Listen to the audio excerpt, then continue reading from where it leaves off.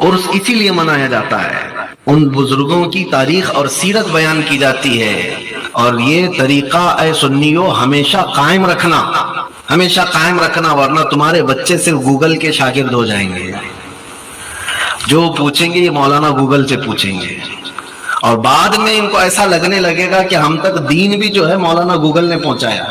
کل کو کوئی سوٹ بوٹ میں آ کر کے کوئی ڈاکٹر، کوئی پروفیسر ہمارے بچوں کو گمراہ کرے گا اور کہے گا دین تو ہم ہی لوگوں نے پہنچایا۔ نہیں، یہ عرسوں کے ذریعے سے اپنے بچوں کو بتایا کرو دین ہم تک پہنچا ہے تو یہ اللہ کے ولیوں سے پہنچا ہے، ان اللہ کے ولیوں نے اپنے عمل سے پہنچایا ہے۔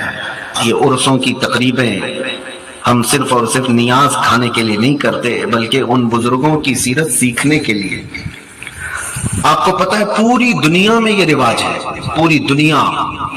اب تو موبائل کا زمانہ آ گیا، یہ رواج چھوٹ گیا ہے اکثر لوگوں سے، لیکن پرانے زمانے سے ایک رواج چلتا تھا کہ چھوٹے بچے جو گھر میں ہوتے تھے وہ کہانی سننے کے شوقین ہوتے تھے، ہم تو سنتے تھے ہمارے بڑوں سے، یہ مشہور تھا رواج۔ اب موبائل کا زمانہ آ گیا، نانی بھی گئی، دادی بھی گئی، بچہ موبائل دیکھتے دیکھتے سو جاتا ہے۔ لیکن یہ کہانی کیوں سناتے تھے؟ سب گھروں میں یہ رواج ہوتا تھا، بچے کو سونے سے پہلے کوئی چور پولیس کی کہانی سناتے، کوئی گڑا گڑی کی، کوئی چاند کی، کوئی ستارے کی کہانی، کوئی جنگل کے شیر کی کہانی، سب سناتے۔ لیکن مسلمانوں میں یہ رواج تھا پہلے سے کہ مائیں خالد بن ولید کی کہانی سناتی تھی، مائیں سلطان صلاح الدین ایوبی کی کہانی سناتی تھی۔ اپنے بچوں کو یہ کہانی اس لیے سناتے تھے کہ بچہ بچپن سے جب مجاہدین کی تاریخ سنتا ہے تو جوان ہو کر کے وہ ڈرپوک اور بزدل نہیں بنتا، بلکہ بہادر بن کر کے اسلام کی حقانیت کا اعلان کرتا ہے۔ لوگ اب گھروں میں کہانیاں سنانا چھوڑ دیے ہیں، آپ اس طرح جلسے کر کر کے ان کو سناؤ بزرگوں کی باتیں، تاکہ کم از کم ان جلسوں کے ذریعے سے تو ہمارے بچوں تک ہمارے بزرگوں کی تاریخ ٹرانسفر ہوتی رہے گی۔ اللہ تبارک و تعالی ہمیں اپنے بزرگوں کے نقش قدم پر چلائے۔ ایک بار میرے والد بزرگوار فرمایا کرتے تھے، جو بزرگ دنیا سے جا چکے ان کی پیروی کرو۔ کیوں؟ اس لیے کہ اب ان کے بھٹکنے یا گمراہ ہونے کا کوئی چانس ہی نہیں، اور جو زندہ ہے سب کی تلوار لٹک رہی ہے، پتہ نہیں یہ کب تک صحیح رہے گا، بتایا نہیں جا سکتا۔ سیدنا جنید بغدادی رحمۃ اللہ تعالی علیہ روتے تھے، سید الطائفہ، اور اپنے مریدوں سے کہتے تھے کہ میرا لاسٹ ٹائم دیکھنا، میری موت تک دیکھنا، اگر ایمان پر میری موت ہو گئی تو مجھے فالو کرو، میرے پیچھے چلو، اور اگر ایمان پہ نہیں مرا تو پھر ایک گندے جانور سے زیادہ ذلیل ہے۔ اس لیے کہ جانوروں کا تو حساب کتاب نہیں ہے، لیکن انسانوں کا حساب کتاب ہے۔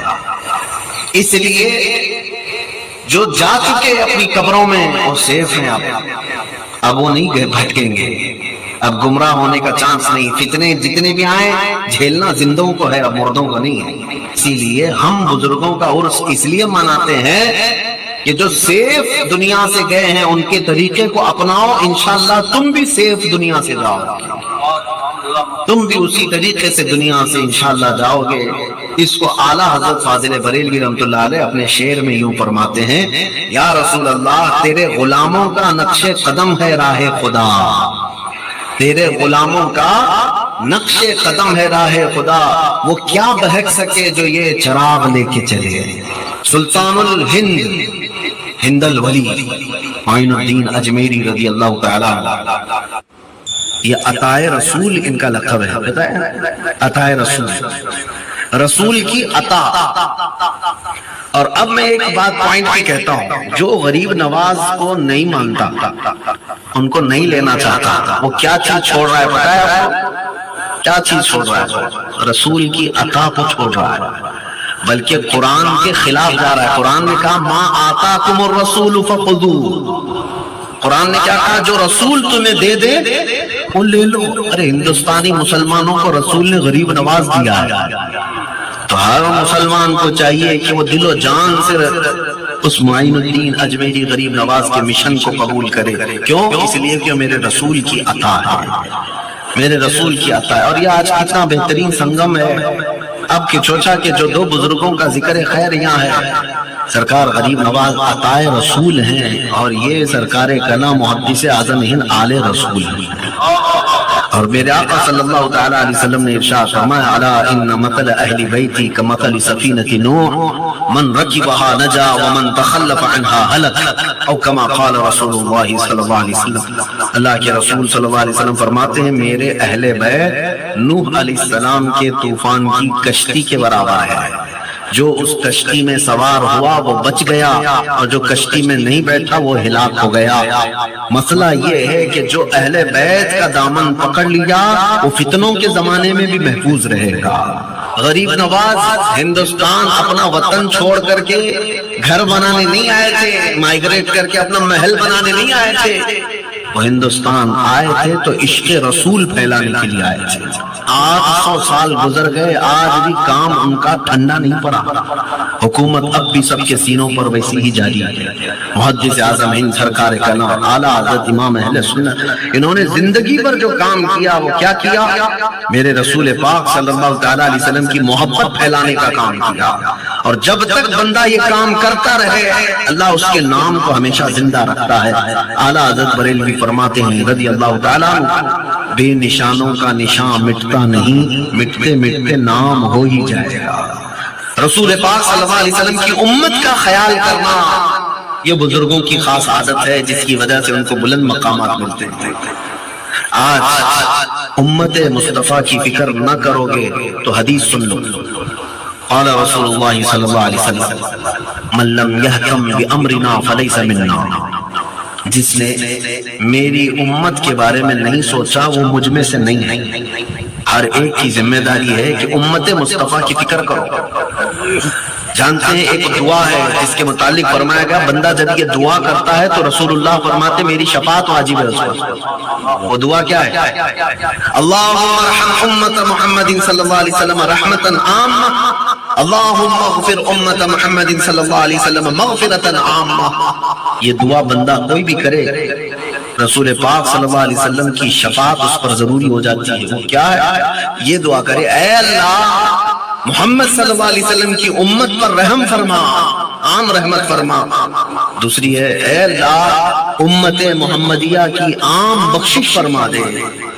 بتائیے دعا تم حضور کی امت کے لیے کر رہے ہو اور رسول راضی ہو رہے ہیں۔ رسول پاک صلی اللہ علیہ وسلم کی رضا اگر حاصل کرنا ہے امت کی فکر کرو۔ امت پوری دنیا میں آج لوگ جس طرح سے آج امت کے احوال کو اگنور کر رہے ہیں، کیئرلیس جس کو کہتے ہیں، کسی کو خیال نہیں، سب اپنوں میں مصروف ہیں، یہ امت کی خاصیت نہیں ہے۔ اور رسول دنیا میں آئے تھے تب بھی رب حب لی امتی کہتے آئے، اور جب دنیا سے جا رہے تھے تب بھی رب حب لی امتی ہی کہتے رہے۔ تو جس رسول کو امت کا سب سے زیادہ درد ہے، احساس ہے، آج بھی جب ان کی امت کی کوئی فکر کرتا ہے تو وہ رسول اس سے راضی ہوتے ہیں، اور جب وہ راضی ہو جائے تو پھر تمہیں کسی بڑے وظیفے کی ضرورت نہیں، وہ خود ہی اپنے جلوے تمہیں دکھانے کے لیے آئے گا انشاءاللہ۔